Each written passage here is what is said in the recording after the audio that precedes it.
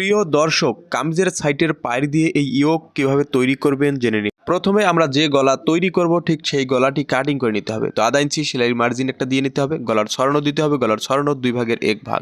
গলার ছড়ানোতে ইঞ্চি টেপটা বসিয়ে গলার ডিপ যত ইঞ্চি দেবো একটা মার্জিন দিয়ে দেবো এবং একটা স্কোয়ার ঘর তৈরি করে নেব। গলার ডিপের মার্জিন থেকে 1.5 ইঞ্চিতে একটি দাগ দেবো। দাগ বরাবর একটা মার্জিন টেনে নেবো। আটকানো সাইড থেকে 1 ইঞ্চিতে একটি দাগ দিয়ে কোনা ভি করে দিয়ে গোল রাউন্ড শেপ করে দেবো। এরপর মার্জিন বরাবর আমাদের কাটিং করে নিতে হবে। এরপর 1 ইঞ্চি চড়া করে গলার পট্টিটা কাটিং করে নেব। পেজে নতুন হয়ে থাকলে অবশ্যই পেজটা ফলো করুন।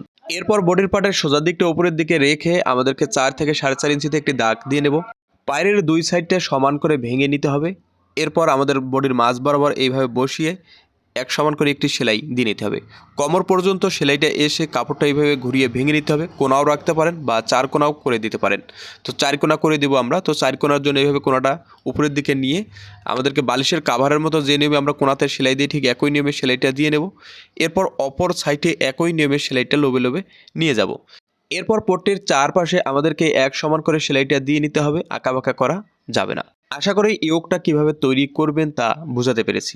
এরপর বডির পার্টের উপরে গলার পট্টিটা এই নিয়মে বসিয়ে আমাদেরকে টিসি বক্রম থেকে 1 সুতা নিচ দিয়ে একটি সেলাই দিয়ে নিতে হবে। এরপর 2 সুতা পরিমাণ সেলাইয়ের কাপড় রেখে বাড়তি কাপড়টা আমাদের কাটিং করে নিতে হবে।